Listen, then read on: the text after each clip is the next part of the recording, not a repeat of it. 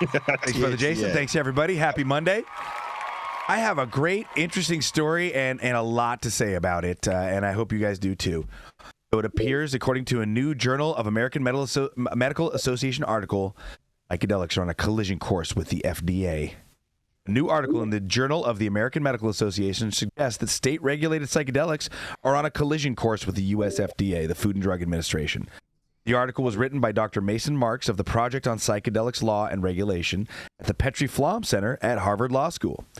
The FDA is currently reviewing psychedelic compounds like psilocybin and MDMA for various biotech companies. But some states aren't waiting for drug approvals. Oregon kicked off state approvals in 2020 when voters approved Measure 109 to create a program for supervised non-therapeutic use of psilocybin. Colorado followed when its residents passed Proposition 122, with psychedelic businesses expected to open in 2025. Other states are considering similar legislation. Not unlike cannabis, most psychedelic drugs are considered to be Schedule I drugs, which makes them federally illegal. Schedule I means toxic, high potential for abuse, high potential for addiction. None of that's true with psychedelics. This means that state legal programs are committing felonies when treating patients with psilocybin. Of course, that hasn't stopped the cannabis industry from becoming $1 billion industry while also federally illegal. The author of the article points out the similarities between psychedelics and cannabis when it comes to the FDA and suggests that the FDA may react accordingly. While Oregon law states that psychedelics can't be used to treat health conditions, it hasn't stopped many businesses from advertising the use of psilocybin for depression and addiction treatments. And psilocybin has proof going back to the 40s and 50s for being efficacious for this stuff. They think that the FDA is going to start targeting these companies, and indeed, in 2022, the FDA sent out more than a dozen letters alleging illegal marketing of cannabis products. Now, in 2023, the FDA has issued a warning about off-label prescribing of ketamine. The FDA has also issued warnings about kratom products, which are often sold next to other gray market cannabis products. Marks believes the FDA is likely to approve synthetic versions of psychedelic drugs as they are patentable and the pharma companies can make a ton of money off of them, sending the compounds to a lower level scheduling. However, fungal-derived psilocybin could remain illegal because no corporations can make money off of it. The JAMA article also noted that the FTC, the Federal Trade Commission, could enter the picture as well, as it also cracks down on medical claims. Over the past 10 years, the FTC has filed more than 120 cases challenging claims made by supplement manufacturers.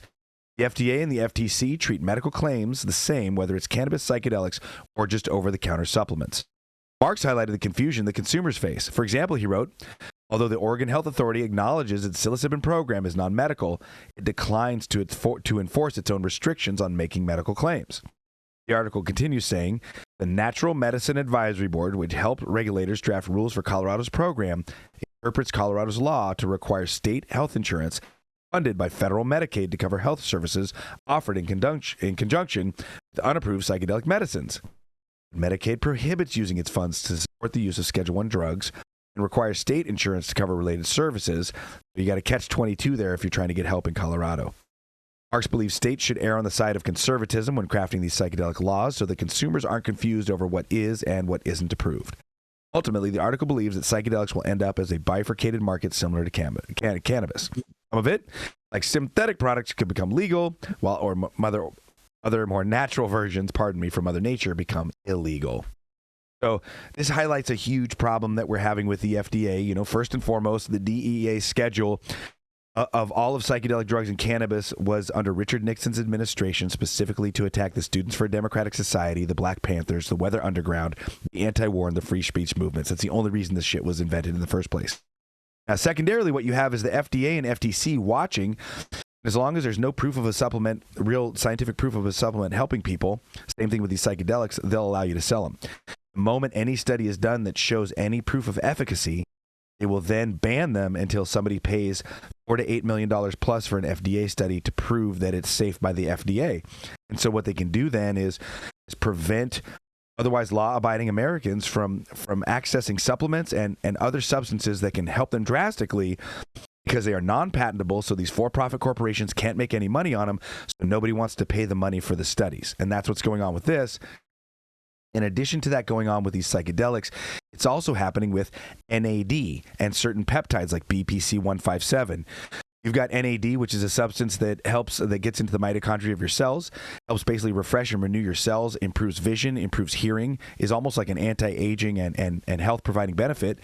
which was totally legal until a couple of European studies came out that showed that there was an actual benefit. The moment they showed an actual benefit, the FDA moved to ban NAD. While you can still get it on certain websites, it's basically federally banned. You can't get it in Whole Foods or GNC or any of these supplement stores anywhere. Not because it's dangerous. It has decades of safe use, but literally because it works and there's no profit in it. So I'm going to throw this to everybody else. This is Matthew St. Germain for the Hyatt 9 News. Jump on in here, you guys. Let's have a discussion about this and how do we get around the FDA and these for-profit corporations preventing us from reaching for safe, inexpensive, health-providing medicines and supplements. What do you think, guys?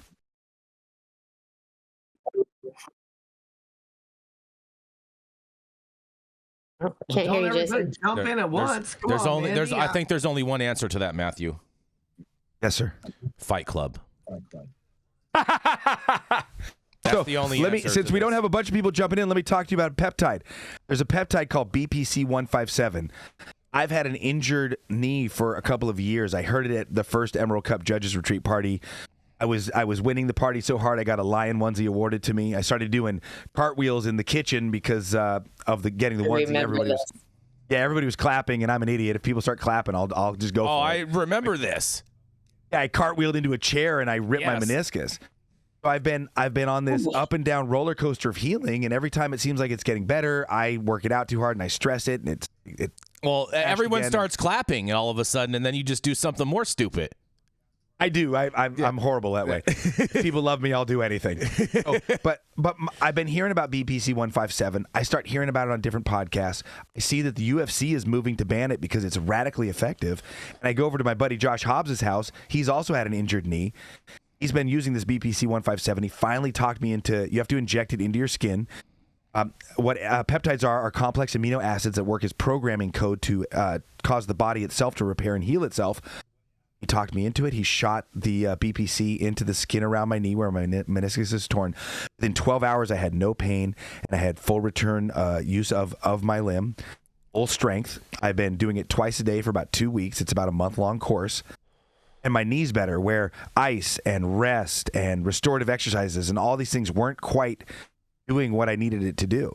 And so the moment the FDA finds out that something like this is radically helping people, they move to ban it. The FDA right now is moving to ban BPC 157 and other peptides because no one will do the study to prove that they aren't harmful, even though there's decades of use of these products. They are not harmful. But because they are not patentable, nobody wants to put in that first $4 to $8 million for a study because there will be no return. Every other company can also sell that product the moment you prove it's safe. And I think this is a huge problem in our for-profit medical and for-profit certification and rules-making organizations. And I think it's something we as Americans need to attack wholeheartedly. I totally agree with you, Matthew, on all of that. I'm all for this peptide. It's like Roll Tide.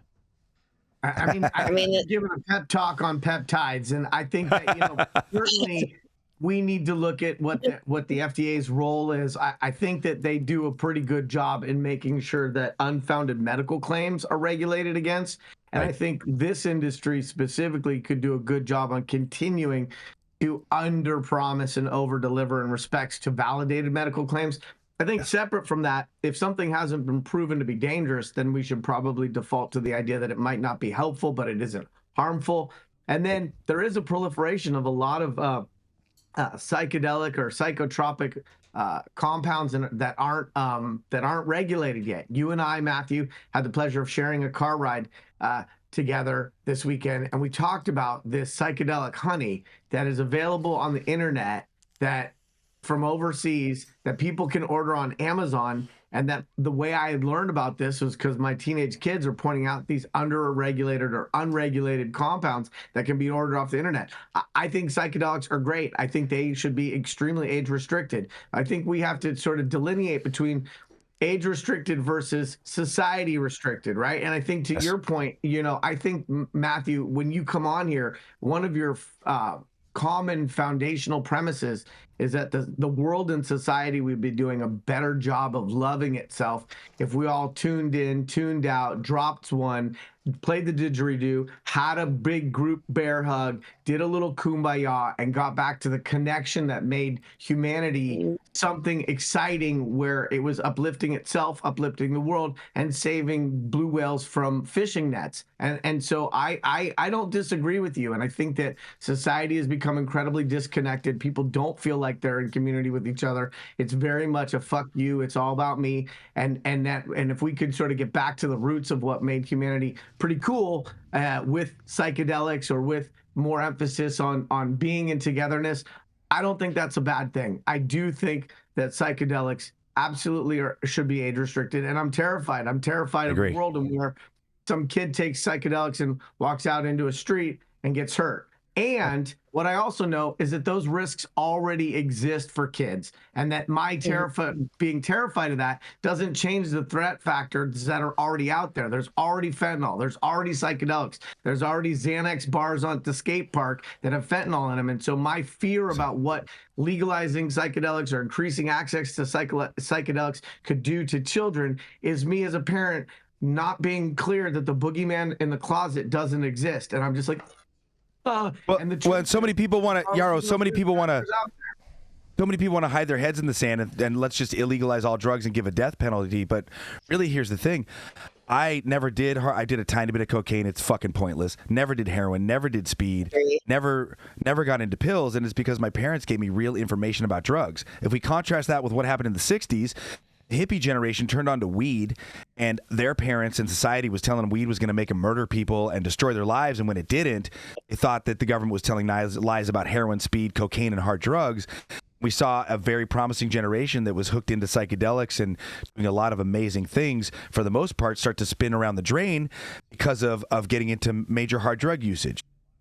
So I think that legalization and education is just going to help people make better decisions, and help people find better drugs that aren't adulterated with fentanyl and other products, and would actually lead to safety. But it takes a lot of bravery as both a person and a society to take that step.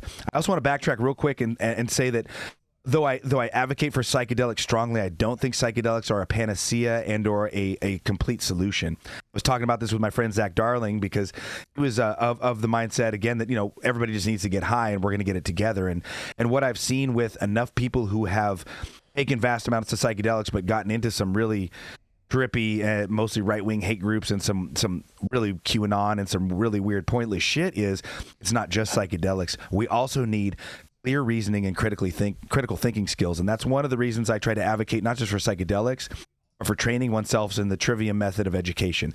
That's grammar, logic, and rhetoric. Grammar is how to spell words, how letters work, how words work together to form sentences that are true or false.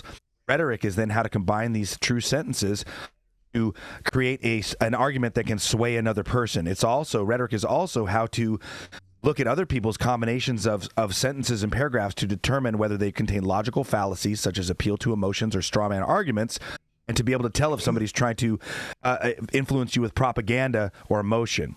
Right? Logic is I got it. Grammar, logic, and rhetoric. Pardon me. Logic is how to construct sentences in order to determine the truth or falsity. Of a statement.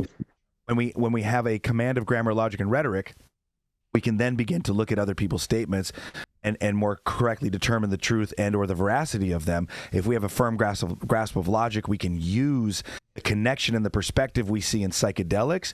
We can then use our own logic to kind of construct and go through a logic puzzle about what we should be doing. Like, where's everybody from? We're all from Earth. What does that mean?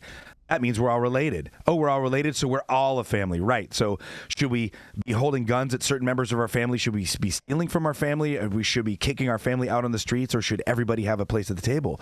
Well, everyone should have a place at the table because we're all one human family. I could go on and on at length of that, but what I'm seeing in the chat is people want an update from Ego Clash. I didn't go because, man, I was tired. I should have gone. All my friends were there. But what I do know is Trichome Tortoise, a younger gentleman, took home first place. I don't know exactly what his mix or his particular blend was, but I know that this kid has been really creating big waves because of his the way he navigates because of his awesomeness, his smile, his friendliness, his commitment to quality. And I saw the award ceremony, and everybody was just incredibly stoked at his winning. And one more thing you guys are asking in the chat about this silly Band-Aid. It's not a fashion statement. I had a friendly skin cancer removed. I've spent a little bit too much time under HID lights and out in the sun growing weed.